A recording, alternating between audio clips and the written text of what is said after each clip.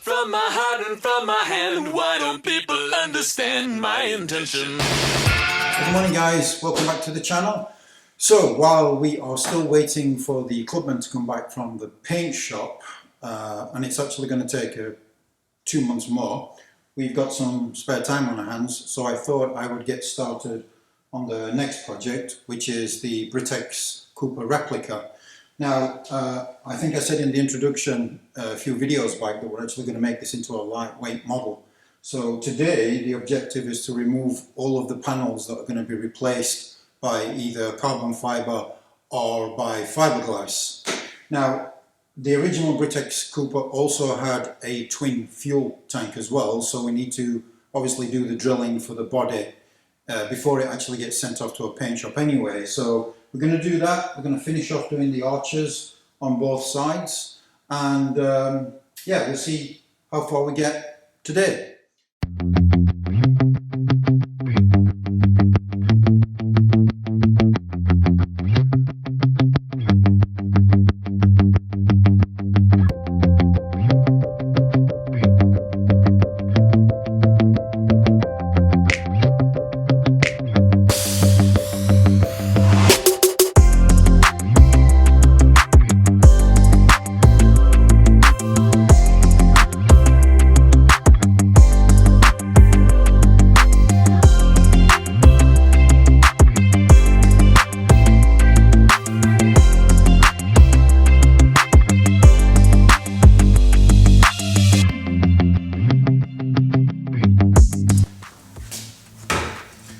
Okay guys, it's always easier to take things apart than it is to assemble, of course. So items that are going to get replaced by carbon fibre or fiberglass: the bumpers, the bonnet, the boot and the two doors.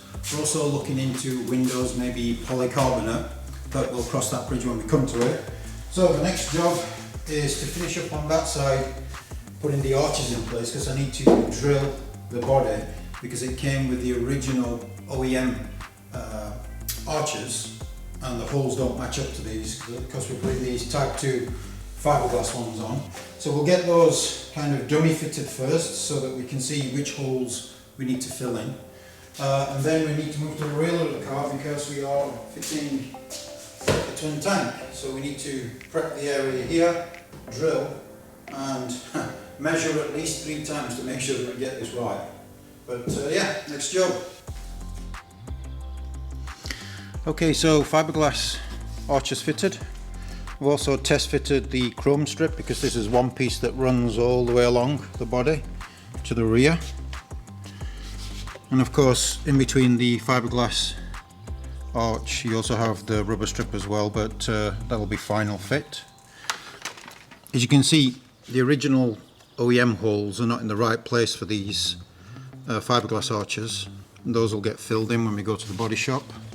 And as you can see, because I'm not going to be running a wide tyre, I've actually been able to position this right up against the rim of the body as well, and the fiberglass arch won't crash into the tyre. If you're using a larger offset, then you wouldn't be able to do this, but I want to keep it nice, tight and snug and avoid any water traps, so that should work quite nicely.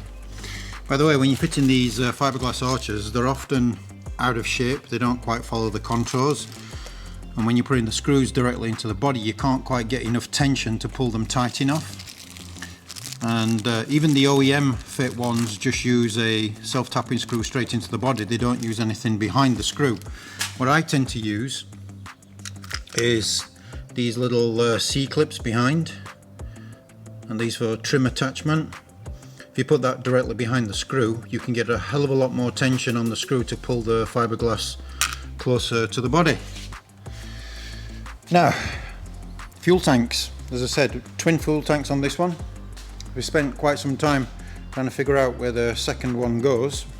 In the end, I used a cardboard mirror template from one side to follow this body line so that I could get actually the right position to get the hole drilled and put in place. So yeah, I think we probably spent more time measuring that than we did taking the panels off originally, but I'm pretty confident this is in the right place now. So on to the next job. So next job will be to remove the interior. Not entirely sure what I'm going to do with this interior, because obviously with us going for a kind of a semi-race spec, this type of interior doesn't really work.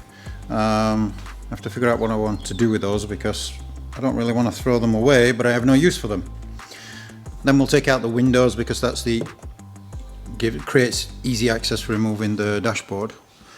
And we'll take the roofline right now. This roofline out, I'm going to try and save and remove it, because my son wants it for his Mini Cooper, because his has kind of gone brittle, and this is a new one. So yeah, we have to be careful when we remove that. So let's crack on with that.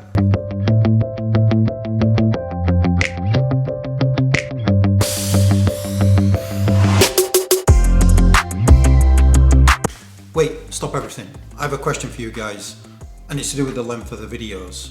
Now, there are plenty of mini channels out there that cover all of this process in the tiniest detail, step by step. Some of them will even spend 15-20 minutes showing you how to sand or to weld. I tend not to do that. I prefer to just crack on with the job, and I think it's the overall finish that you're more interested in. But if that's not the case, please leave a comment below, because I can make these videos as short and to the point, or as long as you need. Maybe you need more detail. Anyway, let's get back to this.